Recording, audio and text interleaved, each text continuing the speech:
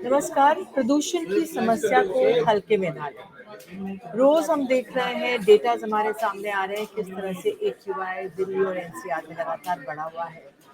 लोगों में तरह तरह की स्वास्थ्य समस्याएं सामने आ रही हैं। सरकार भी अपनी तरफ से जो तमाम नियमावली है उसको लागू कर रही है। क्रैप 2 लागू हो गया है और हम भी NDTV पर लगभग रोज ही प्रदूषण से कैसे मुकाबला करें इस पर शोज कर रहे हैं।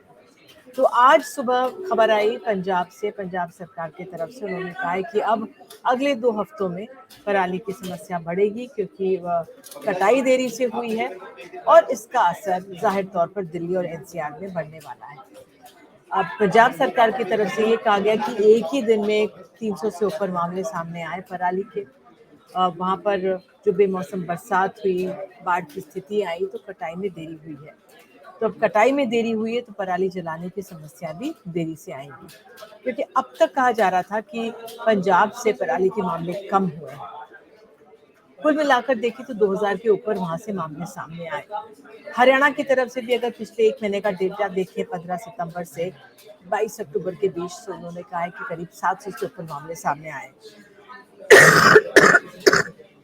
लेकिन जो पराली की समस्या है ये अपने आप में सिर्फ एक समस्या है, क्योंकि आज पंजाब के किसानों के विजुअल्स आए।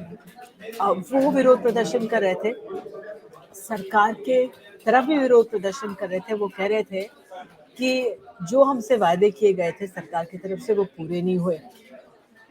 हम पे कानून लगा दिया जाता है, हमें सजा दी जाती है, लेकिन जो लोग दशहरे में, दिवाली में पटाखे सब जला रहे हैं उन पर कुछ कार्रवाई नहीं होती।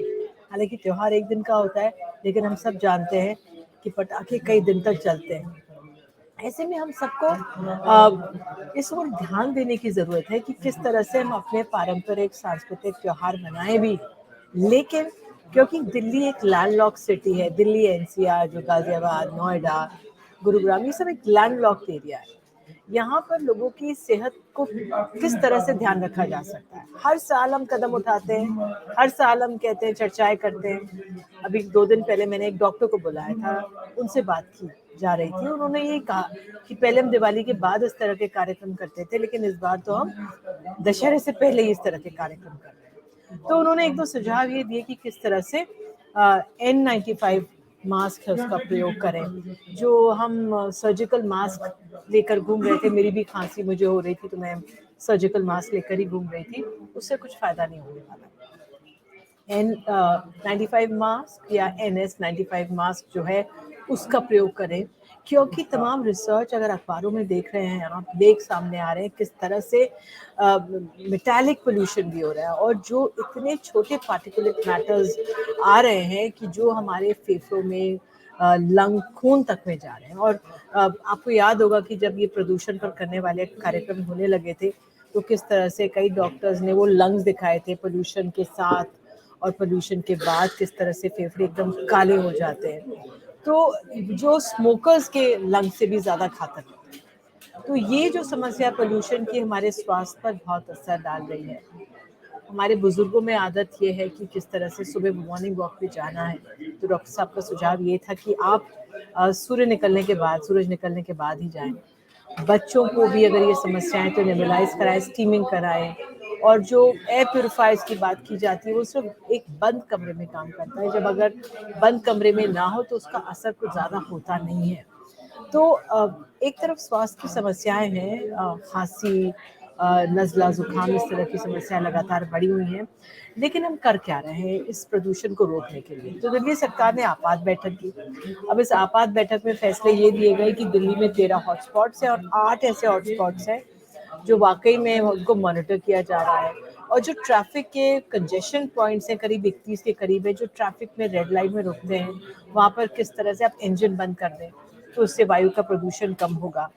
तो सबसे ज़्यादा घातक जो दिल्ली के लिए बताया गया वो समस्या जो है, जो प्रदूषण को बढ़ा रही है, वो है ट्रांसपोर्ट। सरकार, दिल्ली सरकार का कहना है कि देखिए हम ऐसी सरकार है जो इलेक्ट्रिक व्हीकल्स लेकर आए सबसे ज़्यादा बड़ी तादाद में, और ये स्कीम को इजाफा दे रहे हैं कि लोग ज़्यादा से ज़्यादा प्रोत्साहित कर रहे हैं कि आप इलेक्ट्रिक व्हीकल्स लें। अब धीरे धीरे उसके स्टेशन भी चार्जिंग के बढ़े हैं, लेकिन वो थोड़ी दूर की बात लगती है अपने आप। लेकिन इन सब कदमों के साथ और बावजूद क्या हम ठोस कदम उठा पा रहे हैं? किन क्या-क्या कदम हम सबको उठाने चाहिए जिससे कि जो ये प्रदूषण जो लगातार बढ़ रहा है वो कम हो? क्योंकि कंस्ट्रक्शन का काम अभी तक हो रहा है और मेरा एक सवाल था गोपाल राय से, जब ट्रांसपोर्ट मंत्री, उनसे जब हम बात कर रहे थे कि क्या जो हमारे ग्रैब सिस्टम, जो ग्रेडेड रिस्पॉन्स सिस्टम है, क्या उसकी समीक्षा का समय आ गया है? जब हम सोचते हैं कि ग्रैब 2 के नियम लागू होने, क्या वो समय आ गया है कि अब उसकी समीक्षा करें, उसको पहले और लागू किया जाए? तो उन्होंने इस पे हामी भरी थी। लेकिन ठोस कदम उठाने के लिए उनका ये कहना था कि भई जो तमाम वरिष्ठ अधिकारी नहीं आए थे, छोटे अधिकारी आए थे। लेकिन शायद इन सबको एक टीम वर्क की ज़रूरत है इस समस्या पार पाने के लिए। और दिल्ली की आबो-हवा, अगर दिल्ली में हवा चलती है तो मौसम एकदम ठीक हो जाता है, थोड़ा-सा ठीक हो जाता है और हमें लगता है कि प्रदूषण कम हुआ। लेकिन जिस तरह से हवा रुकती है, और हाल ही में मैं कुछ दिन पहले उत्तराखंड के दौरे पर थी और वहाँ से जैसे ही मैं दिल्ली के रास्ते, हम गाड़ी से गए थे, वापस आ रहे थे, तो गला और नाक चोक होता हुआ लग रहा था। और सोमवार को जब मैंने जॉइन किया और एंकरिंग कर रही थी तब मैं, तो मेरी आवाज़ ज़्यादा निकल नहीं पा रही थी। तो तब मुझे समझ में आया कि किस तरह से ये कितना घातक है और लोग मजबूर हैं इस तरह की हवा में जीने के लिए। लेकिन तमाम संगठनों को, सरकारों को और हम नागरिकों को मिलकर ही इसका निवारण करना होगा। ये हम सिर्फ सरकार को ब्लेम नहीं कर सकते, हम अपने सिर्फ किसानों को ब्लेम नहीं कर सकते।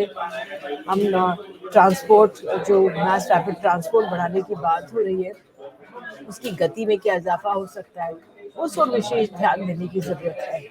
तो इसी उम्मीद के साथ कि हम प्रदूषण पर ध्यान देंगे, इतना ही कहूँगी आज।